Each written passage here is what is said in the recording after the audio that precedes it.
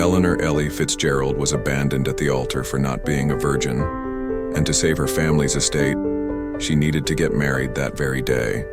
The man who helped her up on the streets seemed like a humble fellow, but he held a secret that would change everything. "Eleanor, did you hear me? Caleb is gone." The words of Bethany, her maid of honor and wedding planner, echoed like thunder in the bridal suite of the estate.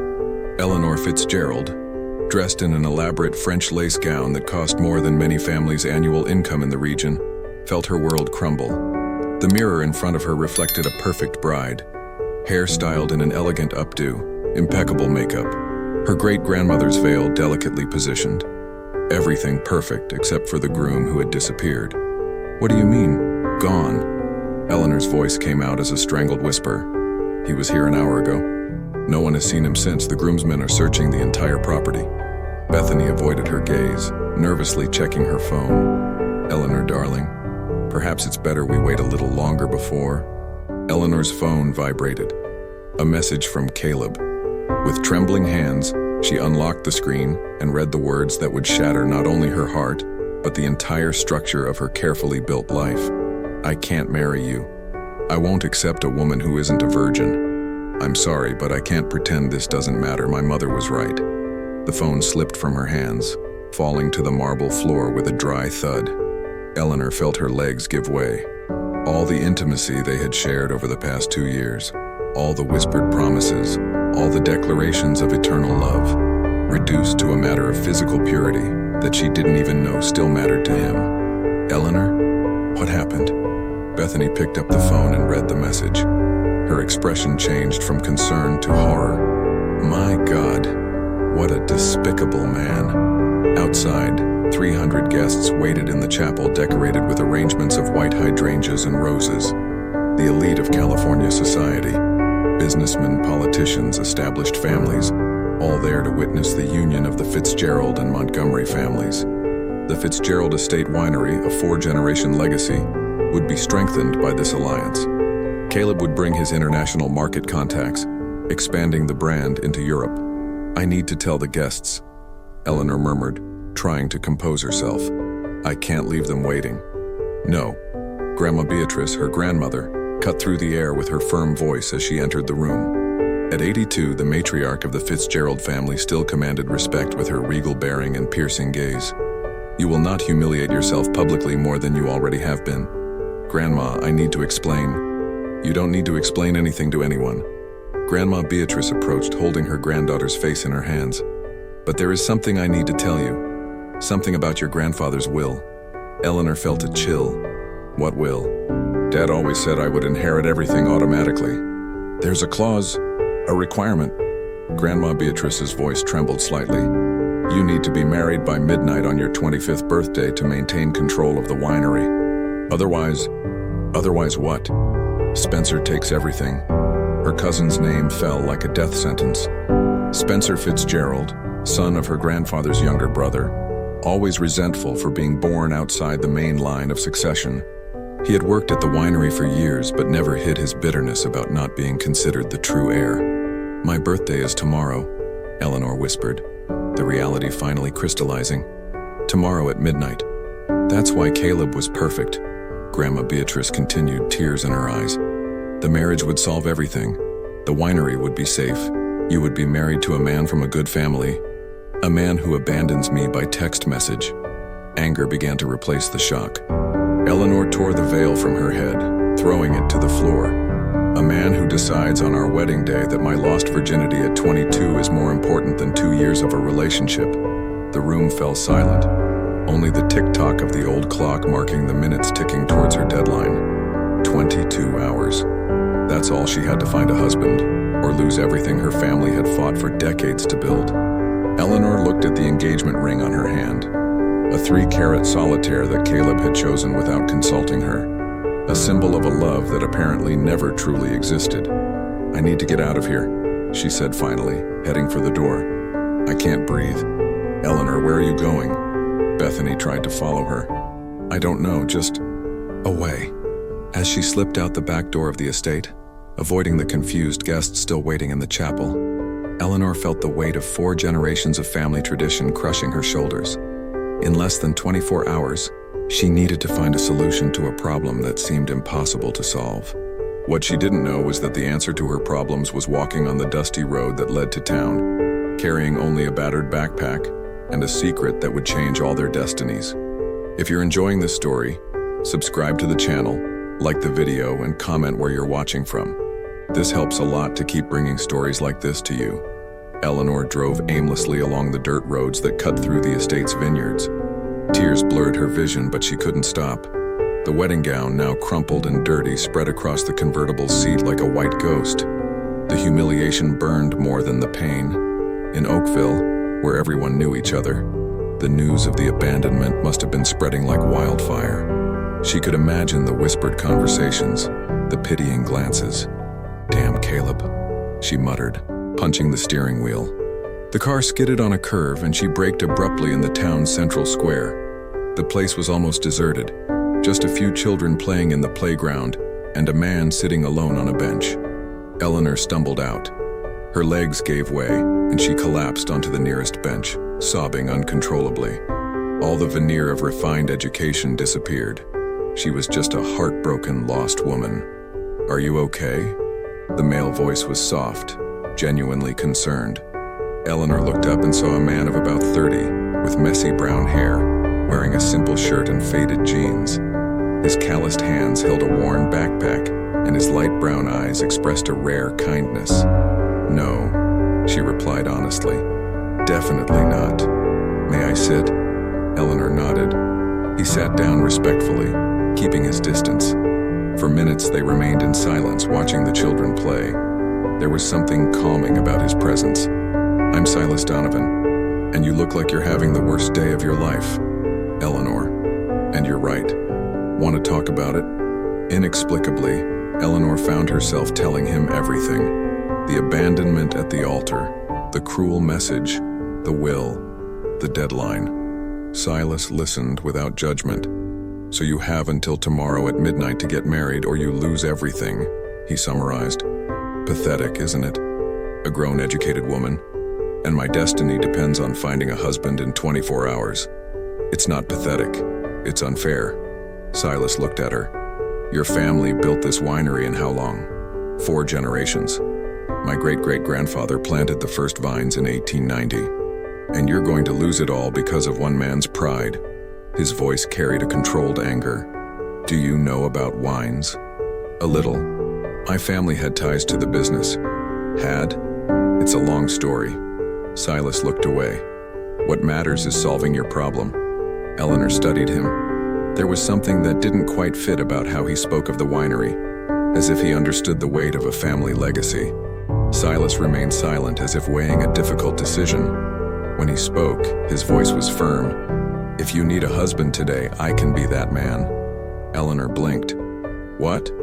Not for interest? Not for money? But because I know what it's like to lose land that carries the family name. I know the pain it causes." "Silas, you barely know me. This is crazy. It's pragmatism. You need a husband to keep your inheritance. I need a new chance at life. We can help each other." Eleanor felt something strange in her chest. It wasn't love, but it was hope. "You'd do that?" "Yes." They looked at each other in silence. Eleanor saw sincerity, but also a depth that suggested untold stories. "My grandmother would never accept it. A stranger, no known family." "Then take me to her." Silas stood, extending his hand. "Let her decide." Eleanor looked at his calloused hand. There was no ring on his finger, unlike the solitaire that still weighed on hers, a reminder of broken promises. "All right," she said, accepting his hand. "Let's go meet Grandma Beatrice." The drive back to the estate was tense and silent. Eleanor drove with trembling hands on the steering wheel, still processing the madness she was about to commit. Beside her, Silas observed the vineyard landscape with an attention that seemed to go beyond casual curiosity. "The vines are beautiful," he commented, breaking the silence. "What varieties do you cultivate?" "Mainly Cabernet Sauvignon and Merlot. Some parcels of Syrah on the higher slopes." Eleanor glanced at him. "For someone with only a little knowledge of wines, you ask very specific questions." Silas smiled discreetly. "Let's just say I've always been curious about the subject." When they arrived at the main house, an imposing colonial construction surrounded by carefully planned gardens, Eleanor felt the weight of the situation. How could she explain to Grandma Beatrice that she was bringing a complete stranger as a solution to her problems? "Grandma," she called as she entered, still wearing her crumpled wedding gown. Grandma Beatrice appeared in the living room, accompanied by Bethany and Uncle Richard, Eleanor's father's brother. Everyone stopped when they saw Silas, their expressions ranging from surprise to distrust. "Eleanor, who is this young man?" Grandma Beatrice's voice cut through the air like a blade. "Grandma, this is Silas Donovan. Eleanor took a deep breath. "He offered to help me with our situation." "What situation?" Uncle Richard frowned. "What are you talking about?" Grandma Beatrice shot Eleanor a severe look. Clearly, she hadn't told the rest of the family about the will's clause. "Richard, Bethany, could you give us a moment?" the matriarch asked. After the others left, Grandma Beatrice addressed Silas directly. "Young man, I don't know who you are or what your intentions are, but my granddaughter is in a moment of extreme vulnerability."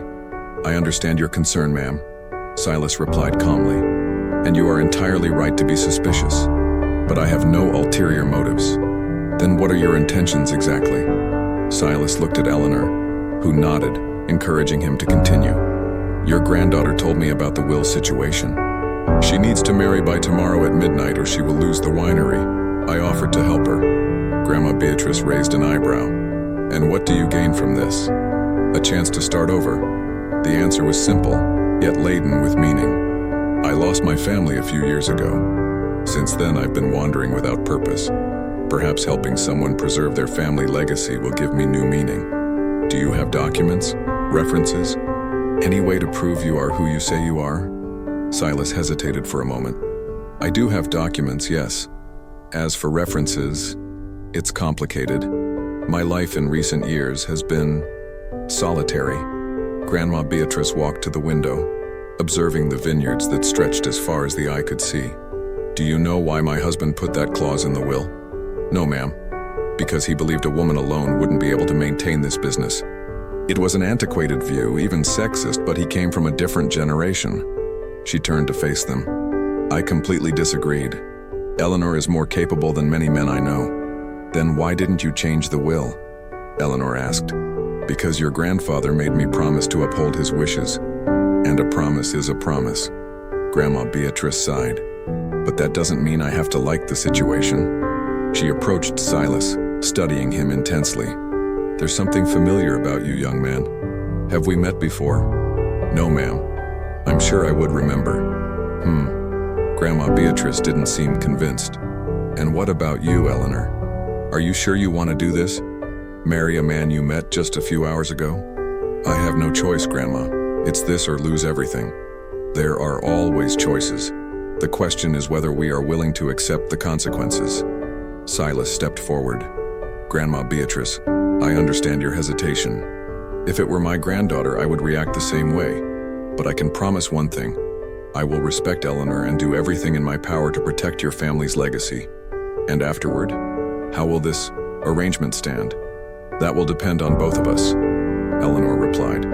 "But at least the winery will be safe." Grandma Beatrice remained silent for long minutes, the tick-tock of the old clock marking the dwindling time. Finally, she sighed deeply. "All right, but with conditions." "What conditions?" Eleanor and Silas asked in unison. "First, the marriage will be civil only tonight. No party or celebration. Second, Silas will stay in the guest room for now. Third, he will need to prove his worth by working at the winery. If in 6 months he doesn't prove himself trustworthy, the marriage will be annulled." "And Spencer?"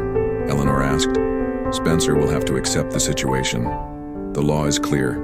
Grandma Beatrice looked directly at Silas. "But keep in mind, young man, if you harm my granddaughter in any way, you will face consequences you cannot even imagine." "Understood, ma'am." Eleanor felt a mix of relief and terror. In a few hours, she would be married to a man she barely knew.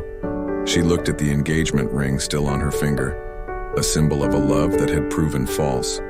With a determined movement, she took it off and placed it on the table. "Then it's decided," she said, surprised by the firmness of her own voice. Silas looked at the discarded ring, then at her. Are you sure? No, she replied honestly. But sometimes courage isn't about being sure. It's about doing what needs to be done. The Oakville County Clerk's office was open until 8 on Saturdays. A stroke of luck Eleanor hadn't expected that day. Grandma Beatrice had used her influence to get Judge Arthur Sterling, the justice of the peace, to receive them urgently. Eleanor had changed from her wedding gown into a simple, elegant navy blue dress. Silas still wore the same clothes from their meeting in the square, though he had combed his hair and was visibly nervous. Grandma Beatrice accompanied them as a witness, along with Bethany, who still couldn't believe the turn of events. "I never imagined I'd witness something like this," Bethany murmured as they waited in the small hall of the office. "Neither did I," Eleanor replied, nervously adjusting a lock of hair. 12 hours ago I was going to marry Caleb. Now you are doing what needs to be done to save your family," Grandma Beatrice interrupted. "That takes courage." Silas approached.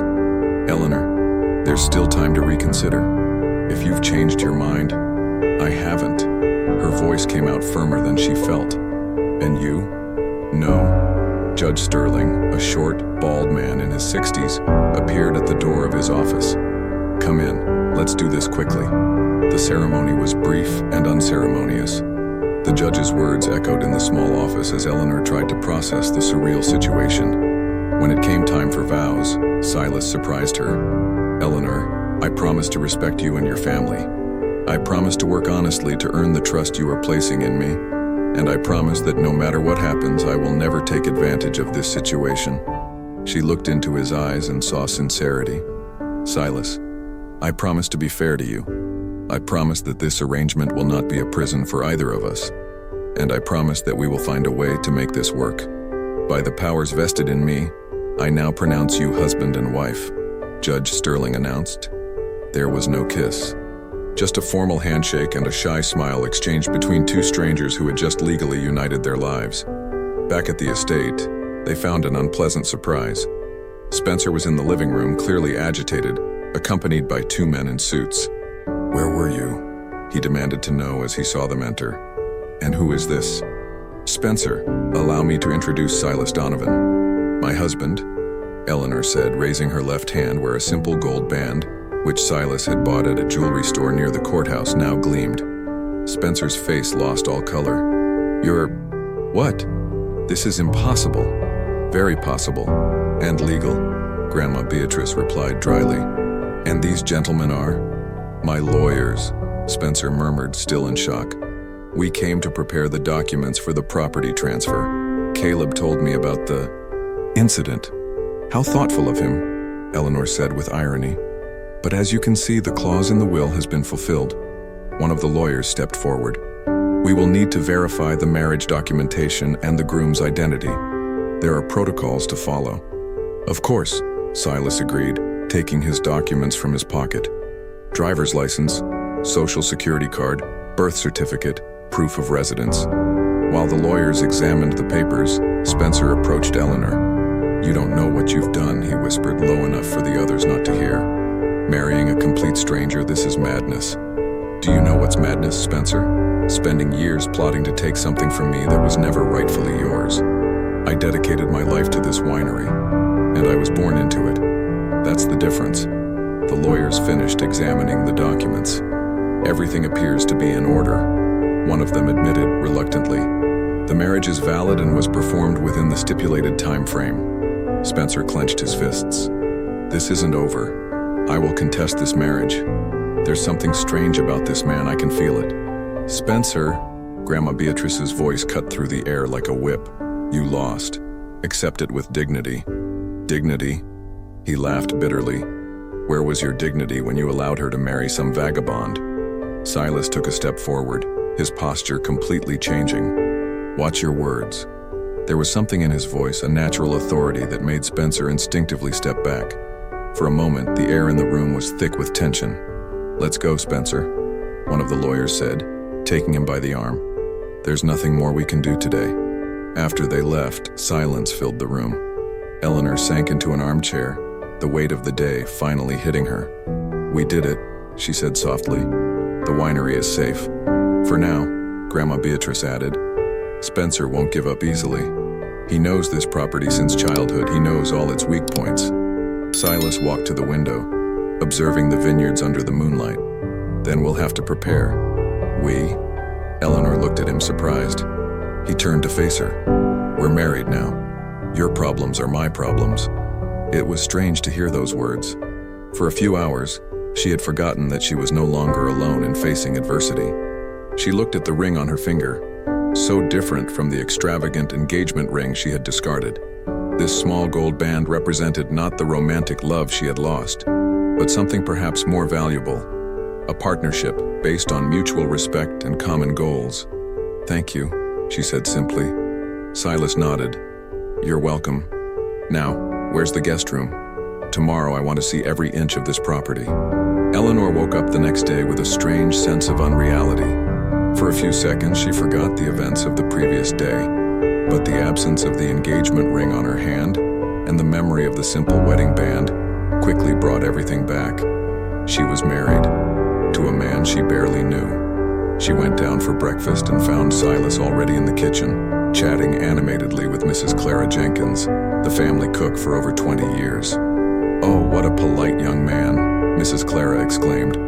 "He helped me carry the groceries from the market and even offered to fix the faucet that's been dripping for weeks." "Good morning," Eleanor greeted, observing Silas with curiosity. He wore clothes borrowed from Uncle Richard, jeans and a cotton shirt, but there was something different about his morning demeanor. He seemed more confident. "Good morning. I hope you slept well." Silas stood up politely. "I thought I'd get to know the facilities today, if you don't mind." "Of course, but first I need to know more about you." Eleanor poured herself some coffee. "Yesterday I was in shock, but today I need answers." "Fair enough." Silas nodded. "What do you want to know? Where were you born? What kind of work did you do? Why were you walking down the road with just a backpack?" Silas hesitated, stirring his coffee. "I was born in Portland, Oregon. My parents died in an accident 5 years ago. Since then, I've been traveling, doing temporary jobs, construction, agriculture, some consulting." "What kind of consulting?" "Consulting. I help small rural properties optimize production." His answer was vague, but there was conviction in his voice. Grandma Beatrice entered the kitchen at that moment. "Silas, since you're going to get to know the property, how about starting with the vineyards? Frank Miller can accompany you." Frank Miller was the production supervisor, a man in his 50s who had worked at the winery since he was young. He was known for his distrust of strangers and his almost obsessive perfectionism. An hour later, Eleanor watched from the office window as Silas walked between the rows of vines next to Frank Miller. Even from a distance, she could tell something unusual was happening. Frank, normally stern, gestured animatedly as Silas examined the plants. Her concentration was interrupted when Spencer appeared at the office door without knocking. "I need to talk to you." "Spencer, you can't just barge in. This is my family too, Eleanor. I've worked here for 15 years. He approached the desk. "You made a terrible mistake marrying that man. It's my decision. A decision based on desperation." Spencer pulled up a chair. "I hired a private investigator to look into him." Eleanor felt a chill down her spine. "You did what?" "Silas Donovan has practically no existence in the last 5 years. No permanent job, no permanent address, no verifiable references, just sporadic payments and a completely disconnected life. That doesn't mean anything sinister. Many people prefer to live a simpler life. Or it means he's hiding something serious." Spencer leaned forward. "Eleanor, there's still time to annul this marriage. I can help you find another solution." "What solution?" "You take over the winery? I take over temporarily until you find a suitable husband. Someone from a known family with references." "Like Caleb?" Eleanor's voice was laced with sarcasm. "What excellent known family and references. Caleb was an idiot, but that doesn't mean any stranger is the answer." Eleanor was about to reply when shouts from the vineyards caught her attention.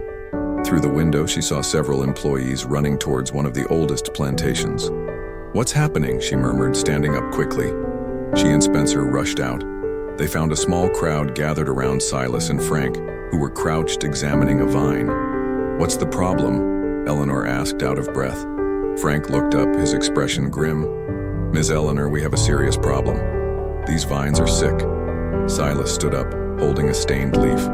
It's a fungus, Plasmopara viticola, more specifically, grape downy mildew. Is that common? Eleanor asked. Not like this, Frank replied, looking at Silas with growing respect. You're right, sir, I've never seen such an aggressive infestation. And the strange thing is, it appeared overnight. Fungi don't appear overnight, Spencer said, suspicious. No, Silas agreed, his voice taking on a more serious tone. Unless they have help. What do you mean? Eleanor asked. Someone may have intentionally introduced the pathogen. It's a known agricultural sabotage method, but rarely used because it's difficult to control. Frank nodded gravely. That makes sense. I found unusual footprints in the vineyard yesterday morning, but I didn't think anything of it. Spencer paled slightly. Are you suggesting sabotage? That's ridiculous. It's the only logical explanation, Silas insisted. And if we don't act quickly, we're going to lose the entire harvest. What do you suggest? Eleanor asked. Silas looked directly into her eyes. Emergency treatment with systemic fungicide combined with manual removal of the most affected plants. We'll have to work day and night for the next 3 days. And you know how to do that? Spencer questioned, skeptical. Yes. Silas's answer was simple, yet carried an authority that surprised everyone. Frank clapped his hands, calling the employees' attention. You heard the man. We have work to do. As the workers dispersed to fetch equipment, Eleanor approached Silas. How do you know so much about vine diseases? He hesitated for a moment, then replied, I learned from my father. He was very knowledgeable about the subject. Another piece of the puzzle that was Silas Donovan. Eleanor was beginning to realize there was much more to this man than met the eye. And for the first time since the marriage, she felt a genuine spark of hope. Perhaps her desperate decision had, in fact, been a stroke of luck. The next 3 days were intense. Silas naturally took charge of coordinating the fight against the fungus, working side by side with the employees from dawn until dusk. Eleanor, initially just observing, soon found herself involved in the manual labor. Pass me the sprayer, Silas asked, without taking his eyes off the vine he was examining. Eleanor handed over the equipment, noting how his hands worked with surgical precision, removing only the affected parts without damaging the rest of the plant. It was knowledge that went far beyond what any temporary consultant should have. I learned by watching my father, he explained, noticing her gaze. He always said that each plant is an individual with its own needs. Was your father a viticulturist? Among other things. His evasive answer no longer surprised her. Frank Miller approached, sweaty and exhausted. Mr. Donovan, the south area is clear. We managed to save 80% of the vines. Excellent work. Silas smiled, and Eleanor noticed how the employees responded positively to his leadership. There was no arrogance or imposition, just solid knowledge and mutual respect. How did you learn to lead people like that? She asked when they were alone. Experience. I've worked with many different teams. He wiped the sweat from his forehead. And you? How are you feeling about all this manual labor? Eleanor looked at her own hands, now dirty with soil and with a few blisters. Strangely good. It's been a long time since I worked directly in production. Why? My father always thought I should focus on the administrative side. Marketing, sales, distributor relations. She paused. But the truth is, I've always loved being here among the vines. It shows. During the afternoon, as they worked together on a particularly affected row, Eleanor found herself telling stories of her childhood on the estate. How she played among the vines, how she helped during harvest time, how she dreamed of creating new wine blends. Caleb found those stories tedious, she confessed. He said I romanticized rural work too much. Caleb was an idiot, Silas said simply. You don't even know him. I know enough. Any man who abandons a woman like you at the altar doesn't deserve consideration. The words were spoken casually, but Eleanor felt something stir in her chest. It wasn't passion. It was still too early for that. But it was a recognition, a mutual appreciation she hadn't expected to find. By the end of the third day, the work was complete. They had managed to save most of the harvest. The employees celebrated discreetly, and Frank made no secret of his admiration for Silas. In 40 years working with wine, "I've never seen anyone identify and treat a problem like this so quickly," he commented to Grandma Beatrice. "It is indeed remarkable," the matriarch agreed, observing Silas from a distance. "There's something familiar about him, but I can't place it." That night, Eleanor found Silas alone on the veranda, contemplating the vineyards under the moonlight. She approached, carrying 2 wine glasses. "I thought you might want to taste the result of our work." She offered him a glass. "Thank you." He accepted and sipped the wine slowly. Cabernet Sauvignon 2019. "Impressive. How can you identify the year?" "The terroir tells a story. This wine has the mark of a rainy start to the season, but with a dry finish. 2019 was exactly like that." Eleanor studied him. "Who are you really, Silas?" He remained silent for a long time, swirling the wine in his glass. "Someone who lost a lot and is trying to find his place in the world again." "That's not an answer. It's the only one I can give right now." He looked at her. "But I can promise one thing. I'm here for good intentions. I want to help you and your family." "Why? What do you gain from it?" "Perhaps a chance to make peace with the past." Before Eleanor could ask what he meant, the sound of tires on the gravel road announced the arrival of a car. Spencer got out of a dark sedan, accompanied by the same man in a suit he had brought a few days earlier. "Eleanor," he shouted, approaching the veranda. "I need to talk to you. Now." "Spencer, it's almost 10 at night. I found out who your husband really is." His voice was charged with malicious triumph. "And you're not going to like what I'm about to tell you." Silas slowly stood up, putting his glass aside. His posture changed completely, becoming more rigid, more defensive. "What did you find out?" Eleanor asked, feeling a chill in her stomach. Spencer smirked. "Silas Donovan isn't just some wandering rural consultant. He's the son of Graham Donovan, your grandfather's former partner, and there's a lot more history between our families than any of you imagine." The silence that followed was deafening. Eleanor looked at Silas, searching for a denial, an explanation. But what she saw in his eyes was confirmation. Eleanor felt the world spin around her as she processed Spencer's words. Silas was the son of Graham Donovan, a name she had only heard in whispers and interrupted conversations among adults during her childhood. "Is it true?" she asked, her voice coming out as a whisper. Silas closed his eyes for a moment, then opened them with an expression of defeat. "Yes." "My God." Eleanor pulled away from him, feeling betrayed. "You lied to me." "I never lied. I just didn't tell you the whole truth." "What's the difference?" Anger began to replace the shock. "You knew who I was from the start? You planned all of this?" "No." Silas approached, but she recoiled. "I swear it was a coincidence. I was just passing through town when I found you in the square." Spencer laughed sarcastically. "How convenient. The son of the man who tried to steal our winery appears exactly when you need a husband." "Spencer, stop," Grandma Beatrice interjected, having come out of the house at the sound of the shouting. She looked directly at Silas. "Graham Donovan. Now I understand why you seemed familiar. You remember my father, ma'am?" "How could I forget?" Grandma Beatrice approached slowly. "He was my husband's partner for 10 years, and one of the most honest men I've ever known." "Honest?" Spencer exploded. "Grandma, he tried to steal the winery. Dad told me the whole story." "Your father told the version that suited him," Grandma Beatrice replied dryly. "The truth is more complicated." Silas stepped forward.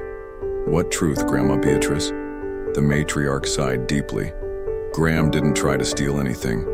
He discovered that my husband was using company funds for risky personal investments.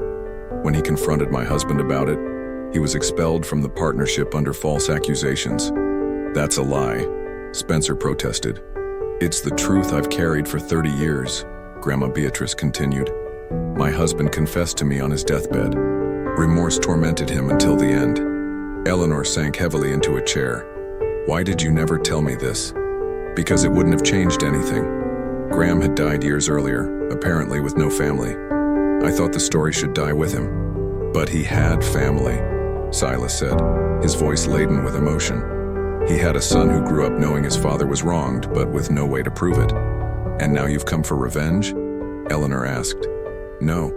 Silas turned to face her. "I came for truth, and perhaps redemption." Spencer approached threateningly. "Redemption?" You married my cousin under false pretenses. I married her because she needed help. The rest was a coincidence of fate. Too convenient to be a coincidence, no, Spencer insisted. Spencer, that's enough. Grandma Beatrice stepped between the men. Silas, do you have proof of what you say about your father? I have some documents, letters, old contracts. My father kept everything, even knowing he'd probably never be able to use them. I would like to see that evidence. Silas nodded. They're in my room. I can get them now. As he went into the house, Eleanor turned to her grandmother. Why didn't you tell me about Graham Donovan before? Because I had hoped you would never need to know. Your grandfather's guilt was already too heavy for our family to bear. And now? What do we do now? Now we face the truth, no matter how painful. Silas returned with an aged leather folder. These are all the documents my father kept from the time of the partnership. Grandma Beatrice examined the papers carefully, her expression growing darker with each page. Finally, she sighed. It's all here. The proofs of your father's innocence. The evidences of my husband's mistakes. Mistakes? Spencer tried to see the documents. What mistakes? Your grandfather used company money to cover losses in the stock market. When Graham discovered the irregularities and demanded explanations, your grandfather accused him of theft and expelled him from the partnership. Eleanor felt nauseous. My grandfather destroyed an innocent man to hide his own crimes. They were different times, Grandma Beatrice said defensively. He was desperate, afraid of losing everything. That doesn't justify what he did, Silas interrupted. My father died bitter and broken. He never managed to recover financially or emotionally. And now what do you want? Reparation? Money? Spencer asked. I want justice for my father, and I want the truth to be known. Eleanor looked at the man she had married only a few days ago. She saw pain in his eyes, but also determination. And surprisingly, she saw no thirst for revenge. Silas, she said softly, why didn't you tell me from the beginning? Because when I found you in the square, you were shattered. I couldn't add more pain to what you were already suffering. He approached cautiously. And because I started to genuinely care for you. Very convenient, Spencer murmured. It's the truth, Silas insisted, without taking his eyes off Eleanor. I only came to Oakville to see the land that once partly belonged to my father. I had no plans beyond that. Eleanor touched the ring on her finger, the simple symbol of a union that had begun out of necessity, but was transforming into something more complex. And now? What happens now? Eleanor couldn't sleep that night. The revelations about Silas and her family's dark past swirled in her mind like a whirlwind. At dawn, she decided to walk through the vineyards to clear her thoughts. She found Silas already working, checking the vines treated in previous days. He greeted her with a cautious nod, clearly uncertain how she would react after the previous night's revelations. How are the plants? She asked, maintaining a neutral tone. Responding well to treatment. We managed to control the fungus. He hesitated. Eleanor, about yesterday. Not now, Silas. I need time to process everything. They worked in silence for an hour until Frank Miller appeared, running, visibly agitated. Ms. Eleanor, Mr. Donovan, come quick. They followed him to a more remote area of the property, where several young vines were completely destroyed. It wasn't disease. The plants had been deliberately cut. When did you discover this? Silas asked, examining the damage. Just now. And there's more. Frank led them to a small shed where they found empty chemical containers. I found this hidden behind the tools. Silas picked up one of the containers and examined the label. His face hardened. Concentrated fungicide, much stronger than necessary for treatment. What does that mean? Eleanor asked. It means someone used this product to create the artificial infestation we found days ago. Sabotage confirmed then, without a doubt. Silas stood up. The question is, who did this? At that moment, Spencer appeared, accompanied by two men Eleanor didn't recognize. What a coincidence to find you here, he said, smiling coldly. Spencer, what are you doing here? And who are these men? Private investigators, they're collecting evidence. Evidence of what? Of the sabotage your husband committed against our property. Silas took a step forward. I saved these vines. I didn't destroy them. Very convenient, don't you think? Spencer gestured to the empty containers. The savior who magically appears when the property is in danger. One of the investigators approached. Mr. Donovan, we'd like to ask you some questions. About what? About your suspiciously specific knowledge of the fungus that attacked the vines, and about your presence on the property exactly when the problem started. Eleanor felt anger rising in her chest. Are you suggesting Silas caused the problem he himself solved? Classic strategy, Spencer replied. Create the problem and then show up as the hero to gain trust. That's ridiculous. Is it? Spencer moved closer to her. Think about it, Eleanor. A stranger appears out of nowhere when you need him most, marries you the same day, shows technical knowledge impossible for a mere wanderer, and now we discover he has historical motives to harm our family. Spencer's words planted seeds of doubt that Eleanor tried to ignore but couldn't entirely. Silas, she said slowly, where were you the night before the fungus appeared? Walking around the property. I couldn't sleep. Can anyone confirm that? Silas hesitated. No, I was alone. How convenient, one of the investigators murmured, taking notes. Stop this, Frank Miller interrupted abruptly. You're accusing the wrong man. Frank, Spencer began. No, I saw who did this. The supervisor looked directly at Spencer. I saw you in the vineyard 2 nights before the fungus appeared, with 2 men I didn't recognize. The silence that followed was tense. Spencer visibly paled. That's a lie. It's not a lie. And what's more, I found this in your car yesterday. Frank pulled a small container similar to the ones they had just discovered from his pocket. It fell out when you opened the door. Frank, you don't know what you're saying. I know exactly what I'm saying. The older man approached Spencer. I've worked this land for 40 years. I know every inch of it. And I know how to distinguish who wants to protect it from who wants to destroy it. One of the investigators stepped forward. Mr. Fitzgerald, could you clarify these accusations? Spencer looked around, seeing that he was surrounded. His expression changed from confidence to despair. You don't understand, he said finally. This winery is my life. I dedicated everything to it. And then Eleanor appears, born with everything guaranteed without ever having sweat for it. Spencer, Eleanor looked at him with a mixture of pity and horror. I deserve to inherit this property. I worked for it. I bled for it. His voice rose. And then she marries some stranger and keeps everything. So you decided to destroy it? Silas asked.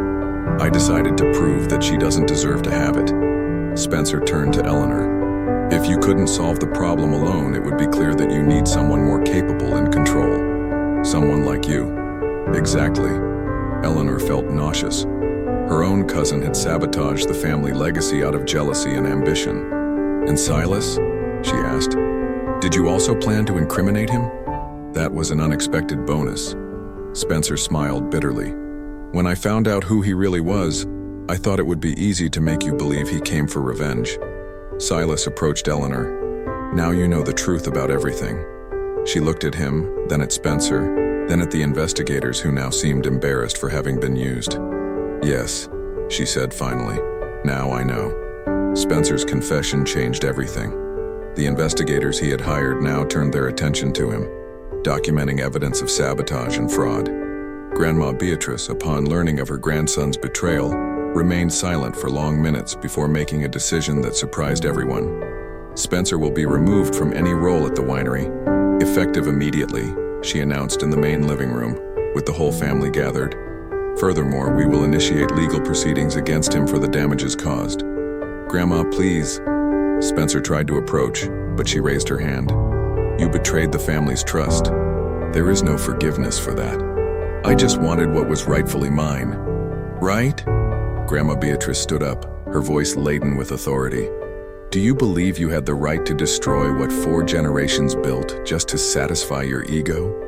Eleanor watched the scene with conflicting feelings.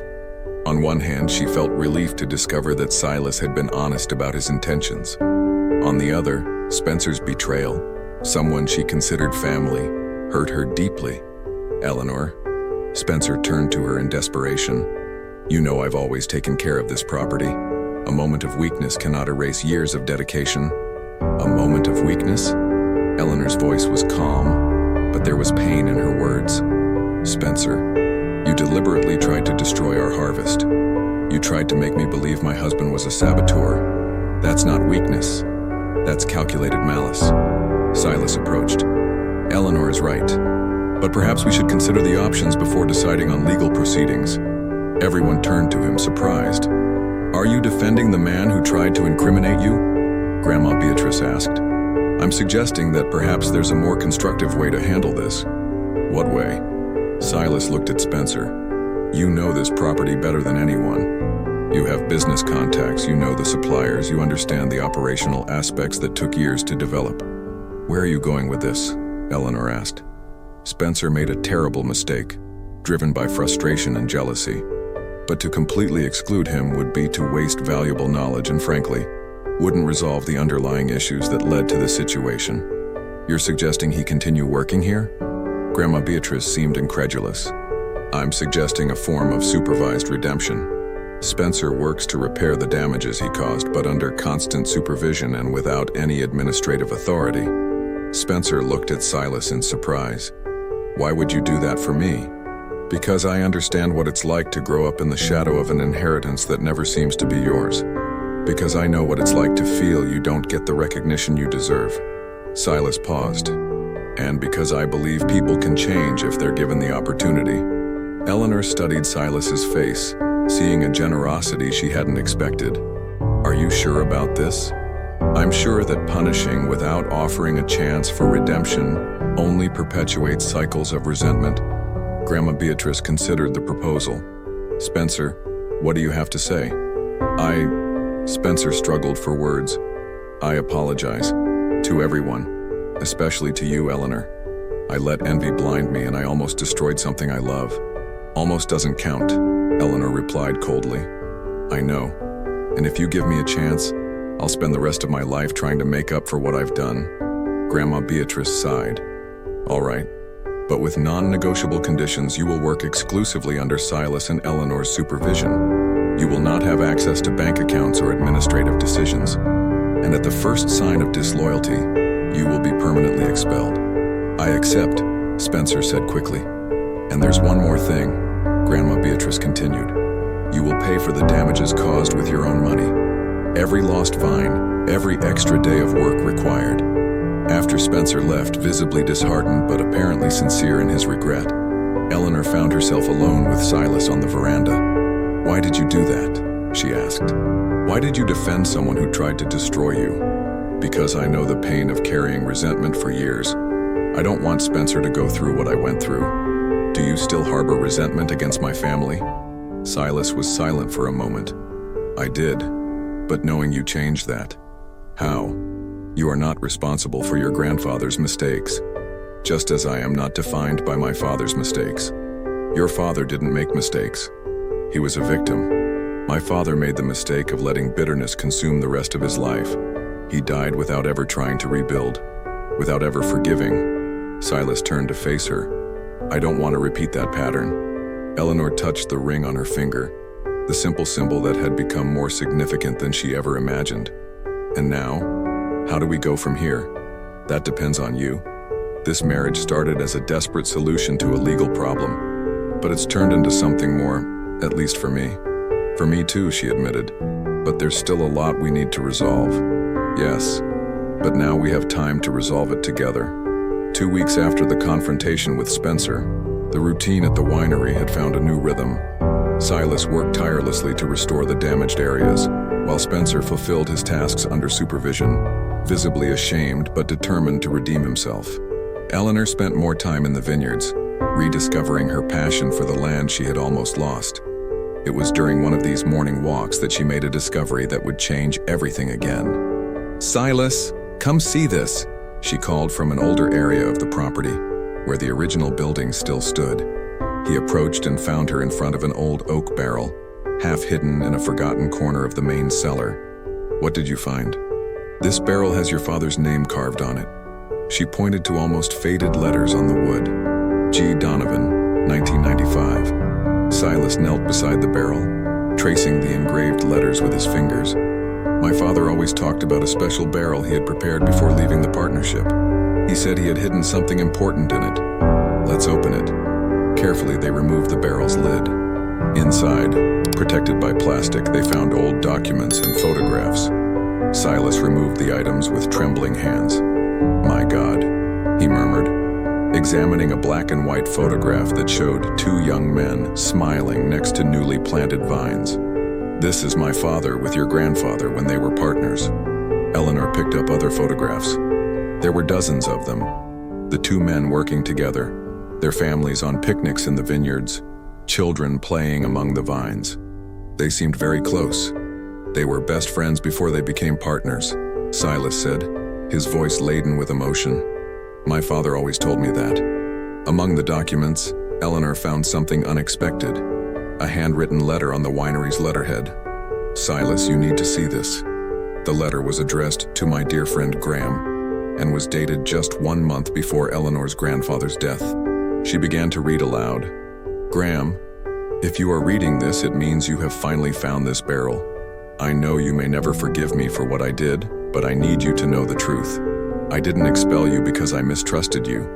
I expelled you because I was too ashamed to admit my financial mistakes to the man I respected most in the world." Silas stopped breathing. Eleanor continued. "I lost money trying to expand too quickly. When you discovered the irregularities, I panicked. It was easier to make you the villain than to admit my own incompetence. It was the worst decision of my life, and remorse has consumed me for decades." "There's more," Silas said, picking up another sheet. "I am leaving instructions for half of the property to be restituted to the Donovan family upon my death, as it should have been from the start. If my family does not honor this wish on their own, these documents will serve as legal proof of my desires. You were always my true partner, Graham. I hope one day your son can forgive the failings of a proud old man." The silence that followed was profound. Silas held the documents with hands that trembled slightly. "Half the estate?" Eleanor whispered. "Your father had a right to half of all this. And now you know why I never told you the whole truth from the beginning," Silas said, looking her in the eyes. "How could I say I came to claim what technically belonged to me by right? You knew about this letter? I knew my father had hidden something here, but I didn't know what exactly." Silas stood up. "Eleanor, I want you to know, even with these documents, I didn't come here to take anything from you. But by law, I may have a right to a portion of this property. But by choice, I want to build something new together with you." Eleanor studied him intensely. "You would do that? You saved my inheritance when I needed it most. You showed more loyalty to my family than my own cousin. And now we discover that you always had a moral right to a part of all this."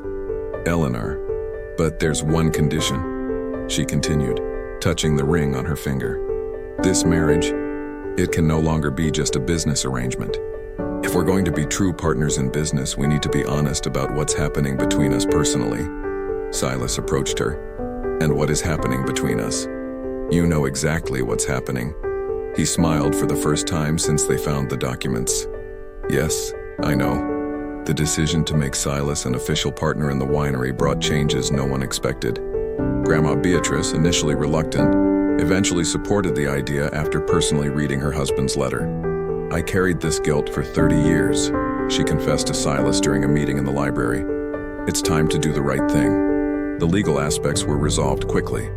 Silas now officially owned 25% of the winery, less than the 50% mentioned in the letter, but a percentage he insisted was fair considering the years of growth that occurred after his father's departure.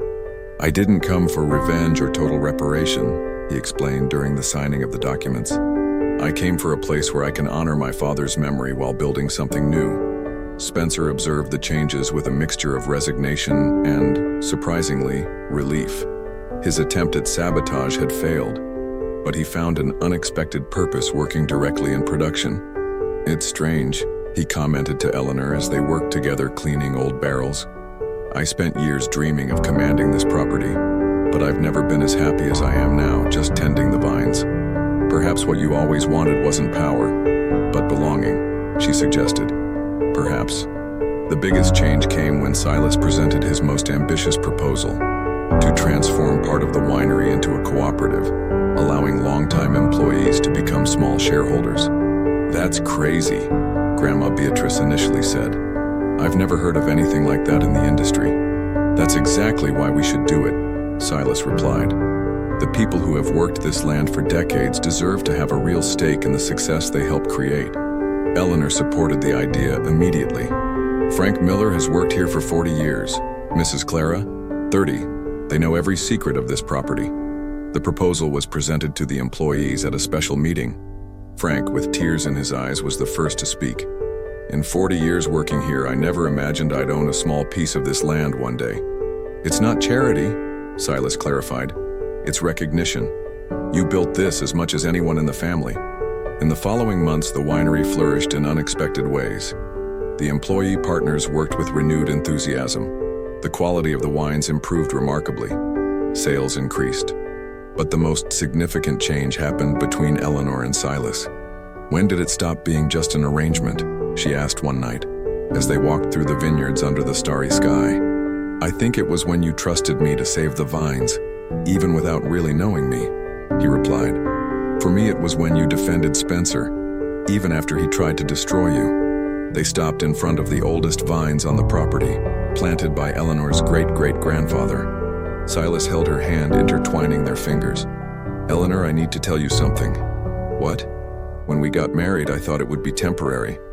A mutual favor that would last only as long as necessary to solve the legal problems. And now? Now I can't imagine my life away from here. Away from you." She turned to face him completely.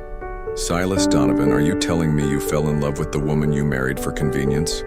"I'm saying I fell in love with the bravest, most generous, and most determined woman I've ever known. The fact that she's my wife is just a bonus." Eleanor laughed, a joyful sound that echoed through the vineyards. "What a coincidence. I also fell in love with the most honest and surprising man I've ever met." "So what do we do now?" "Now we do what we should have done from the beginning." She moved closer to him. "We get married for real. But we're already married." "Legally, yes. But I want to marry for love. I want a ceremony where I choose you, and you choose me. Not out of necessity, but by choice." Silas smiled, that smile she had learned to love. "Eleanor Fitzgerald Donovan, will you marry me again?" "I accept, Silas Donovan, but this time I want it to be forever." He kissed her then, there among the centuries-old vines, under the stars that had witnessed 4 generations of that family's stories. It was a kiss that sealed not only a romantic commitment, but a true partnership built on honesty, respect, and genuine love. When they separated, Eleanor looked at the ring on her finger, the same simple band they had hastily bought for their first marriage. But now it represented something completely different. "You know," she said, "I think this ring looks even more beautiful now." "How so?" "Because now it represents a choice, not a necessity." 6 months after the discoveries and changes at the winery, harvest time arrived. It was the first harvest completely under the new cooperative management, and everyone worked with a renewed energy that was reflected in the exceptional quality of the grapes. "I've never seen such a beautiful harvest," Frank Miller commented, examining a perfectly ripe bunch. "The vines we almost lost to sabotage are producing better than ever." Silas smiled, watching the employees, now partners, work with visible pride. "Well-cared-for plants always respond with generosity." Eleanor approached, carrying a basket of grapes. "Just like well-treated people," she added, looking meaningfully at Spencer, who was working tirelessly in a nearby row. Spencer's transformation had been remarkable. Away from administrative pressures and constant comparisons, he had found peace in manual labor. His technical knowledge, once wasted in resentment, now blossomed in the creation of innovative blends. "Spencer," Silas called, "could you come here for a moment?"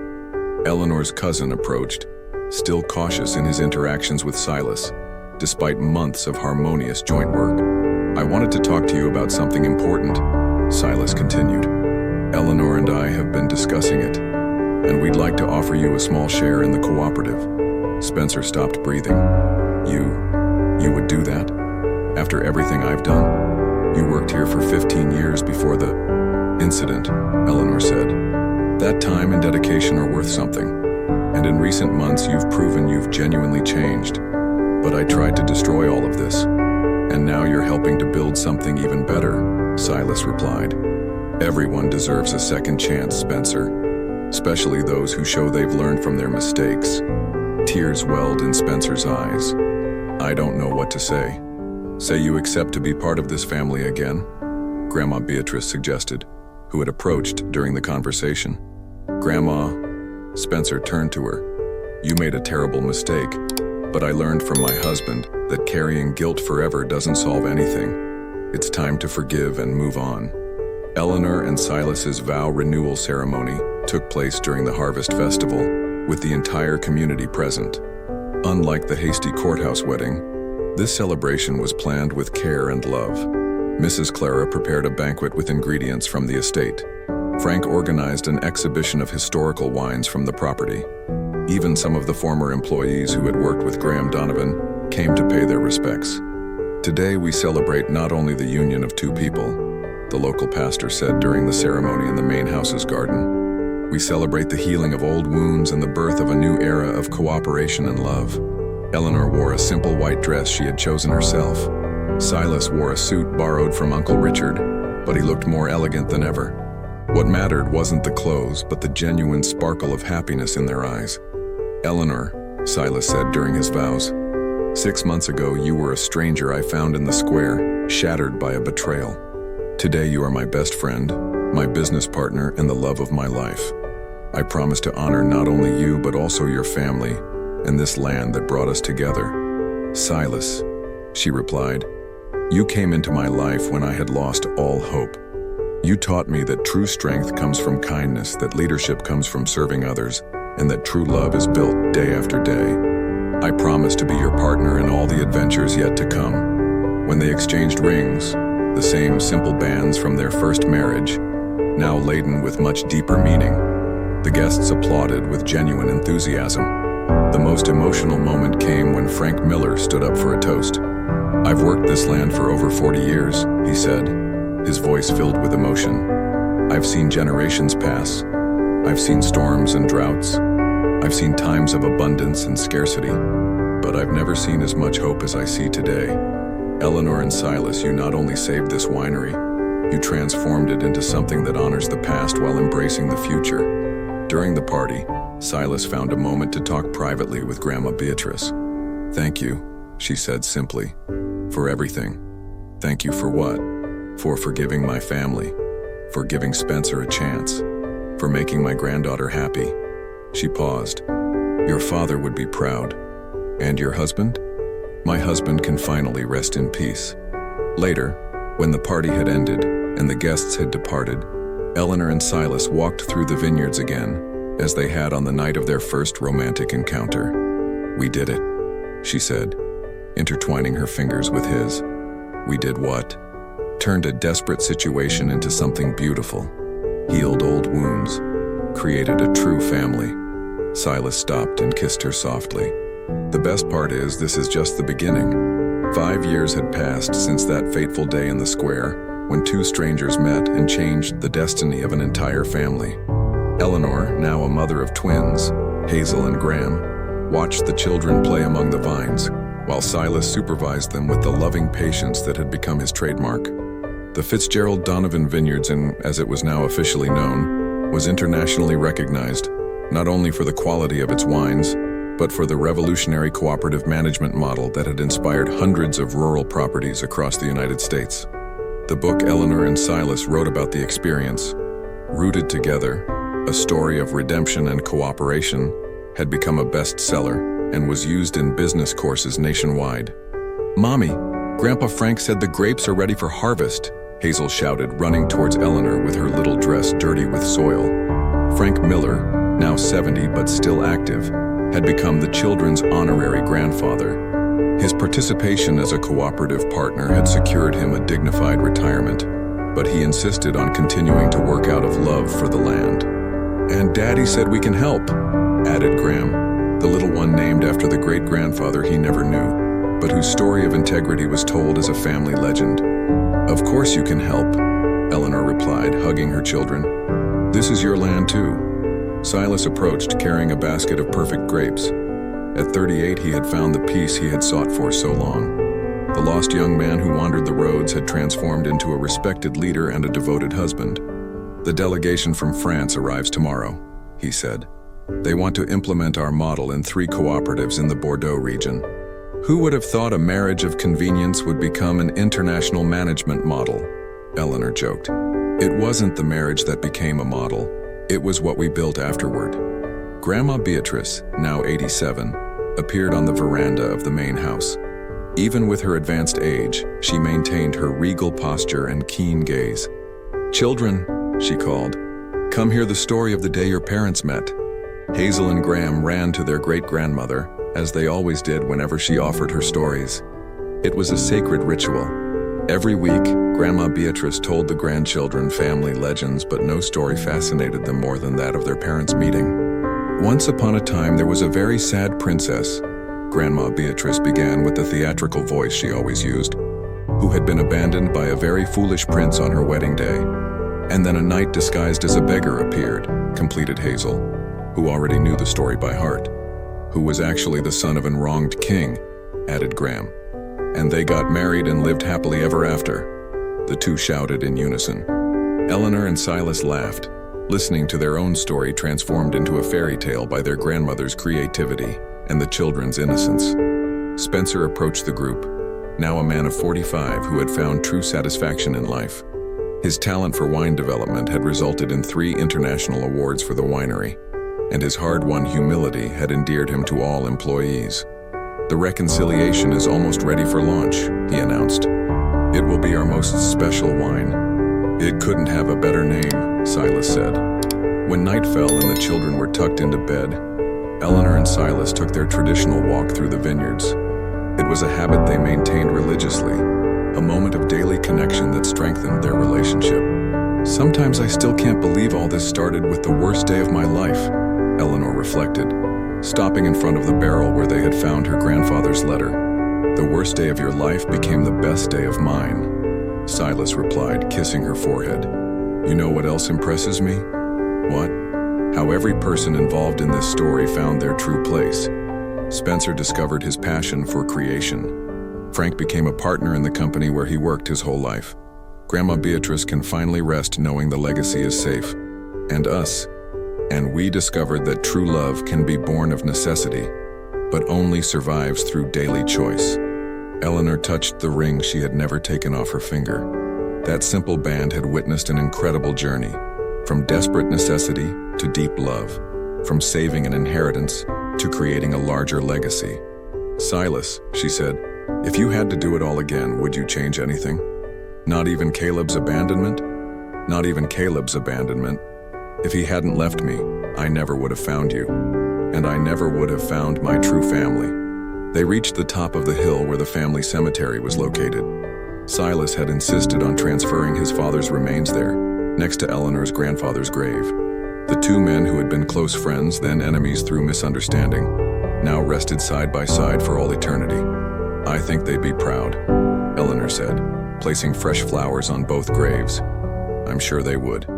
As they walked back to their home where their children slept peacefully, and where an entire community had found purpose and dignity, Eleanor reflected on the lessons learned in those 5 extraordinary years. She had discovered that true strength doesn't come from never falling, but from always getting up. That family isn't just blood, but a conscious choice to care for one another. That forgiveness isn't forgetting the past, but choosing not to let it determine the future. And above all, she had learned that the most enduring love isn't that which arises from sudden passion, but that which is built day by day through respect, companionship, and mutual commitment. "Thank you," she whispered to the universe, looking at the stars that shone over the land that now belonged not just to one family, but to an entire community, united by a common purpose. The next morning, Hazel would find her mother's wedding band on the dresser and ask why she took it off every night only to put it on again at dawn. "Because that way, every day I choose your father again," Eleanor would reply. True love is a decision we make every morning. And little Hazel, not fully understanding but sensing the importance of those words, would keep this lesson in her heart for the day she herself needed to choose between giving up or fighting for what truly matters. The legacy of Fitzgerald Donovan Vineyards was not just in the prosperous vineyards or the award-winning wines, but in the lives transformed by the power of forgiveness, cooperation, and love built on solid foundations of honesty and mutual respect. If you're enjoying this story, subscribe to the channel, like the video, and comment where you're watching from. This helps a lot to keep bringing stories like this to you.